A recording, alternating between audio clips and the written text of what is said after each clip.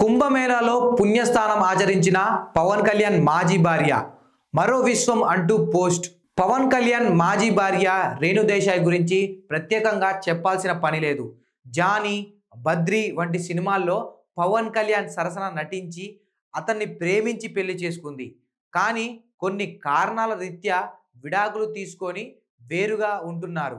ఇక విడాకుల తర్వాత పవన్ కళ్యాణ్ మరో పెళ్లి చేసుకొని ప్రస్తుతం ఏపీ డిప్యూటీ సీఎంగా వ్యవహరిస్తున్నారు.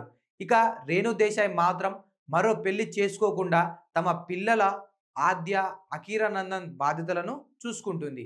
అయితే గత కొద్ది కాలంగా సినిమాలకు దూరంగా ఉంటున్న ఈమె టైగర్ నాగేశ్వరరావు మూవీతో సెకండ్ ఇన్నింగ్స్ స్టార్ట్ చేసింది.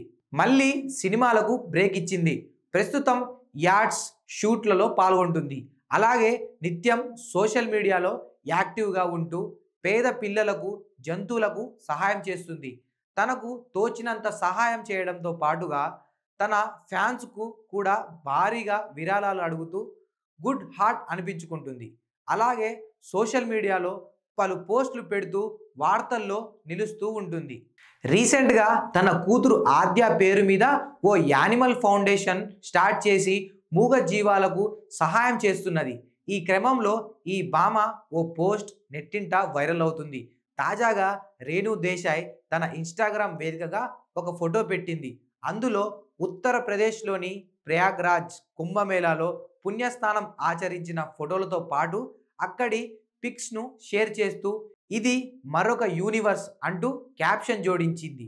దీంతో ఈ పోస్ట్ కాస్త సోషల్ మీడియాలో వైరల్గా మారింది.